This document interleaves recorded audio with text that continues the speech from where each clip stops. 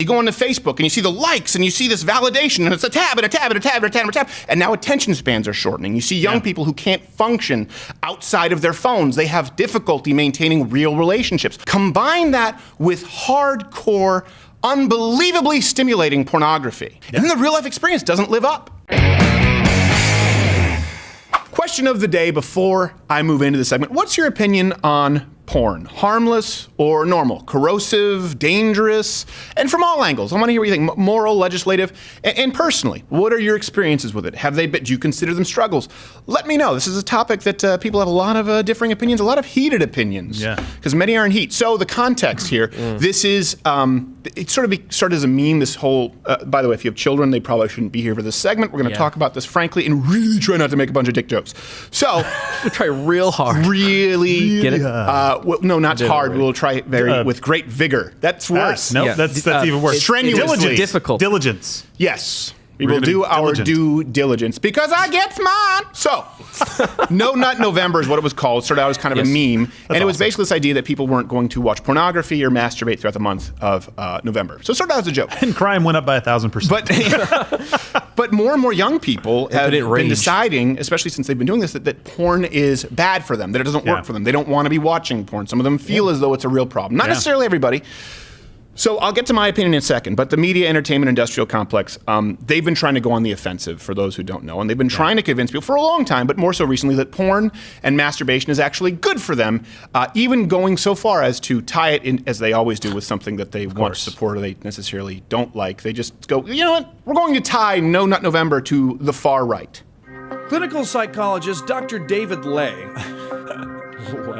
has a theory about why these young men are so angry. They're not strangling their pepes. Across the alt-right movement, leaders are telling young men not to masturbate. Religious groups harangue the public about the dangers of porn on the body and on the mind, but the evidence just doesn't pan out. Common sense might say that men who watch a lot of porn might have trouble getting it up, but this research found precisely the opposite. Instead of inhibiting arousal, men who watched porn actually got more erections. And that result was maintained with as much as 25 hours of porn watching a week. Use sexually explicit material in order to get sexually interested, in order to have that arousal. What do you mean you watch porn out of boredom? Okay, has anyone ever just been ridiculously bored and you're just like, so that's the end? Just watch the porn, who cares? Be whatever you want to be.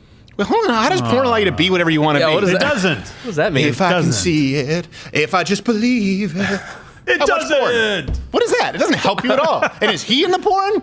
Oh, good Lord. I hope That's an effective PSA against pornography. So let's get Psychology Today, by the way, they've even been pushing it. Their advice for developing, they actually say porn is good for developing more sexual integrity because it makes people less religious and more positive toward homosexuality. So let's be really clear. Psychology Today would sooner have you watch Japanese tentacle gangbang than read the book of Matthew. Now, let me be clear on the outset. I disagree on a personal level. But let's look at the facts as they relate to the ever-changing world of porn. I think it's very important that we define what we're talking about here, too. Because this is where you'll see a lot of different opinions, and I think a lot of sort of boomers, older folks are kind of out to lunch. We're not talking about a nudie magazine under someone's bed or buried out in the forest, that somebody has to go out there with a box of tissues, if the seasons permit. I have no idea what you're assuming that they're in the northern hemisphere. The southern hemisphere doesn't exist because the Earth is flat. Anyway. I actually think it's a cube, but a whole can of worms. Lots of flatness. So we need to address it. We're talking not about a magazine or even a video. We're talking about a tab and a tab and a tab and a tab and a tab of pornography. Yeah. And that's very different. And we did conducted an interview with Gary Wilson of Your Brain on Porn a long time ago. So let me be clear. Porn is far more ubiquitous than in our parents' or grandparents' era, okay? It's become so pervasive now that studies show 1 in 10 porn users are under 10 years old. That's insane. Think about that for a second. When you take the top 2 porn sites together, they account for almost 6 billion monthly views. That's more than Twitter, Wikipedia, or Instagram. Wow. Yeah, so this is important because we need to acknowledge how many people are using it, how frequently they are using it, and the kind of ramifications that it could have. Again, this is very different. Before we even knew about the idea of addiction to social media, I talked about this with Gary Wilson. Now they've talked about, the guy who played by Andrew Garfield at Facebook said, like, we didn't realize that we were effectively developing an addiction platform for young kids. Well, you combine that with the greatest dopamine releaser, barring drugs, that we know in the human body, and that's sex. So you combine the tab and a tab and a tab and the violation of expectations, and people are addicted to their phones, only you add bodily fluids. That's what we're dealing with right now. Terrible. So it's a little bit different than what we're talking about, someone looking through, the Sears wish list catalog, hoping for a nipple. By the way, I found one in 1998. Worth it. That's why She-Hulk was a thing for you. She-Hulk was a superhero card. Little, it did. Little superhero and when card. I looked at it under my brother's bunk bed, I would get very comfortable. So, considering the prevalence, it is important to look at the mounting evidence that shows there are definitely some negative psychological ramifications. And I want to talk about this because a lot of people out there struggle with it and say, well, what can we do? And the truth is, people are far more ashamed, I think, out there now to discuss their struggles with porn than they are to just talk about or praise porn. Yeah. And we can't be flippant about it. If you have this many people, 1 in 10 are under 10 years old, it would be like any other public health concern. If you found out that 1 in 10 people who eat cheese, get SARS, you'd be like, well, hold on a second, we need to start looking at cheese. I thought the Kerrygold at Trader Joe's was good because it was grass-fed from New Zealand cows. Turns out, no. I was incorrect. Yes. Irish cows. I should get that right. Otherwise, it'll be a little Snopes Irish icon cows in New Zealand on YouTube. Three Pinocchios. Great resource here, brainonporn.com. And first, let me address this on the outset. Yes, there are studies out there that show apparent benefits to porn. That's what people can they can make the argument. But surprise, surprise.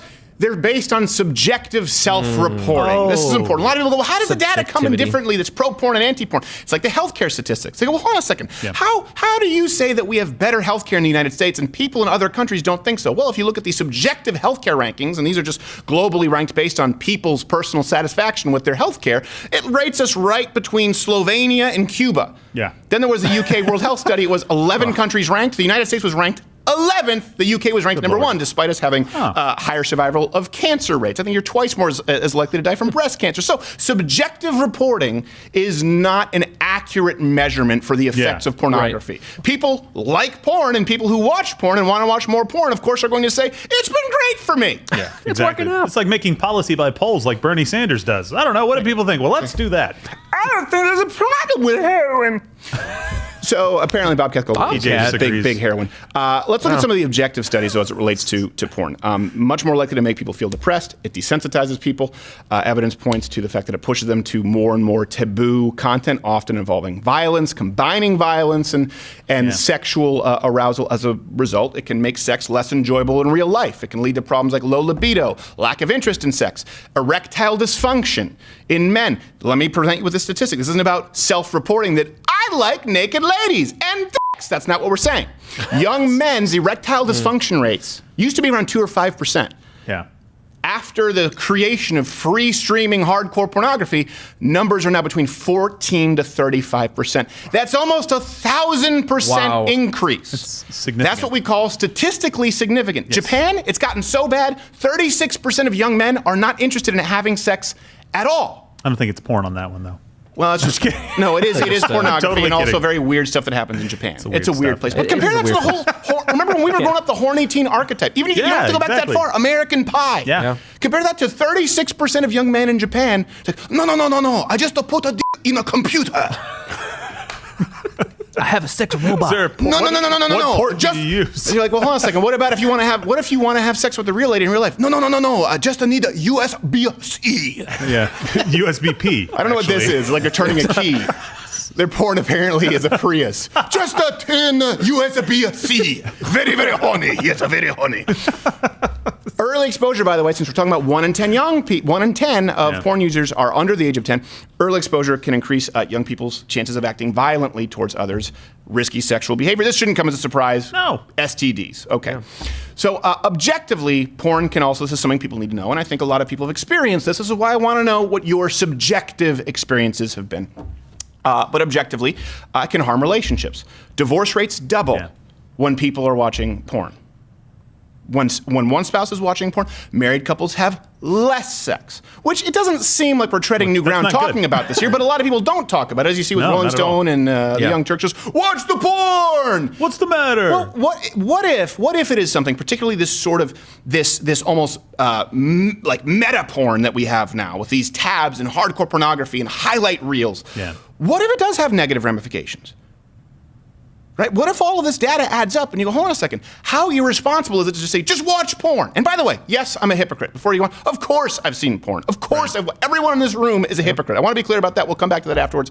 By the way, please do hit the notification bell if you're subscribed, because subscriptions don't really mean a whole lot. New video every day at 8 o'clock Eastern, 9 o'clock Eastern, and of course, subscribe at Mug Club. That's the only way that we can continue to make these videos, because we've been demonetized for a long time. So.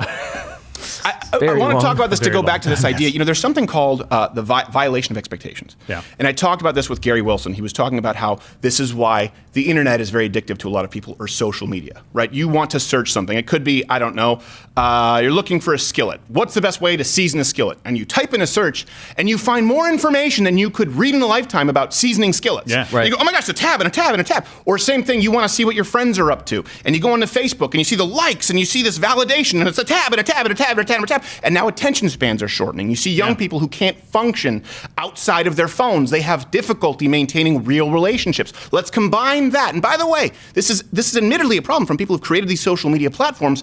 Combine that with hardcore, unbelievably stimulating pornography. It was always a concern before social media, but it's very, very different now, because young people are creating a neural pathway to get to sexual pleasure. And by the way, before they actually have sex, before they engage in any kind of consensual sex in a loving relationship, they could have experienced this neural pathway and walked down this path thousands of times before ever actually having a real life experience. And then the real life experience doesn't live up. How many people were addicted to newspapers? Or magazines. Yeah. Right? How many people? I gotta get my Sunday paper. It didn't happen. Right? It didn't happen. You weren't hiding from your wife in the bedroom in the dark with the funnies. So we need to address what it is that we are talking about. We need to define it. And it is a very different animal right now, pornography. And I think this does come full circle. I'm obviously more libertarian. I think that people can do whatever they want to do personally with their own bodies in the privacy of their own home. But when we are talking about pornography, in the legislation, there have been many attempts to regulate the distribution of porn to minors. Right. So I do think this is important, because you do need to see where people line up on both sides of the aisle.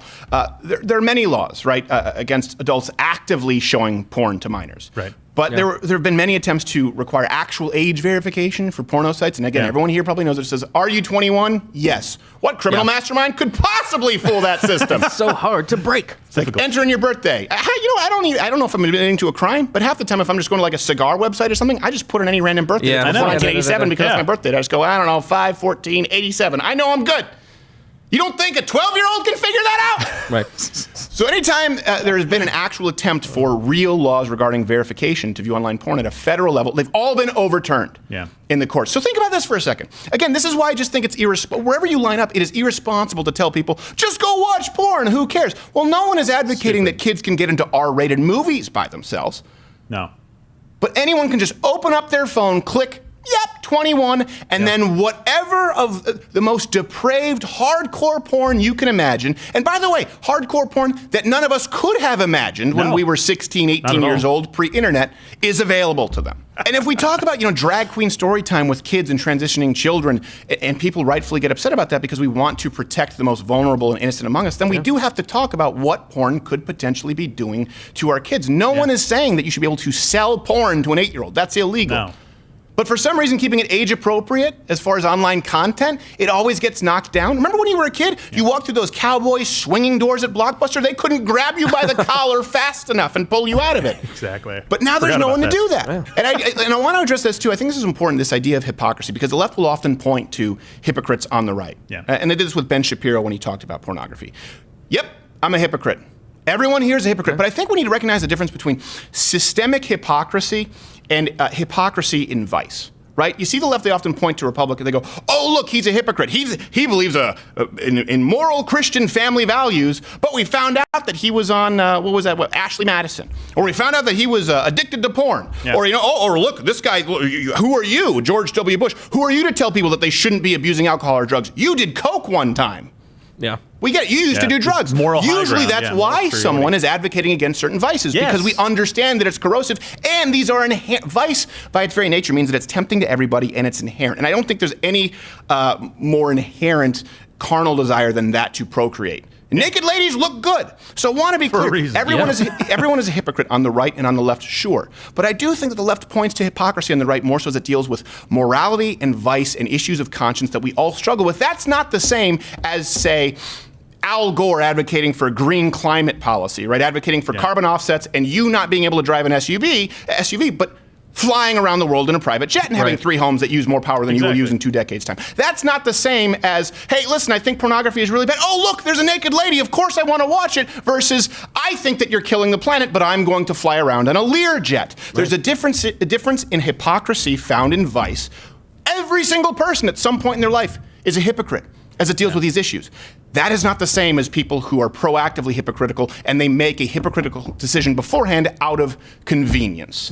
No one gets pulled by the lure. No one's born right inherently. When we're born, as soon as we know that we're men, we're like, oh man, I really like naked ladies. No one's like, as soon as we know, as soon as I think, therefore I am, I need a private jet. It's not the same thing. And this is something too, everyone's going to point and laugh, right? We see this a lot with people who are here. I mean, people did it with Jordan Peterson, right? They said, Jordan Peterson wants to help people, but his wife was dying of cancer and he found himself addicted to anti-anxiety drugs. Does anyone not find that incredibly reasonable? Yeah. Doesn't mean it's a good thing. And by the way, he went out and sought help, which is in his book. Which is what he tells you to do, exactly. He has always talked about never being above going for getting help. That is not the same as what we're talking about. This is people who are just pointing at the those who enter the arena, saying, "Ha ha! You didn't make a perfect high jump. You missed your Fosbury flop," when they sit in the stands and don't attempt to do it. That's the difference between that versus banning high jumps. We're not talking about banning high jumps, but they do want to point out hypocrisy in ways that they are hypocritical as well. Because everyone on the left is just as hypocritical. Everyone who says porn is good, well, you can say they're not a hypocrite because they're just lying about it preemptively. Let's allow for the possibility that a lot of you could probably casually dabble in porn and not have a problem with it. There are probably lots of people, if you don't think there's anything morally wrong with pornography, and I know that a lot of you don't, there are probably quite a few people out there who could occasionally enjoy pornography and not see any negative manifestations as it relates to their life. But this is where you're going to see how upset people get by me just suggesting this. But if there are people out there who don't feel that way, people out there who do struggle with pornography, people, it starts from No Nut November, people out there who say, you know what, I watch porn and I don't want to, and they find it difficult. They find the pull hard to deal with, and maybe it's verging on an addiction. You know what? There are a lot of resources out there. There's Your Brain on Porn. We'll have some links in the description. And I would like you to comment. I'd like this place below to be I don't want to use the word safe space because now that's been ruined, but it's funny, like triggered is an actual psychological term, like for someone who was in war it's a legit and they thing. hear fireworks. But a safe space where people can talk about pornography today in the comment section. Send me your tweets. What have your struggles been? And people who've overcome it, help people out there. Provide some resources right now and let some other people in on how they can find help. Now watch, you're going to see some people claim that this right here is propaganda. All I'm saying is people out there who find themselves under the spell of pornography and want to break the chains, okay, we'll try and offer some help to you. To other people who don't have a problem with it, that's fine. Move on to the next comment section. Hey, I hope you enjoyed this clip. If you don't, these are the ABCs of me, baby. You can just click next video and put it in double speed. Of course, search doesn't necessarily work. Subscriptions, notifications don't necessarily work. Just bookmark this page, check in. We do a new video every single day, except for Sunday. And if you don't want this content to disappear, join Mug Club at louderwithcrowder.com/mugclub. It's only $69 if you're a student, veteran, or active military. And if you don't, listen. I don't want to say that you're hellbound, but it doesn't look good for you.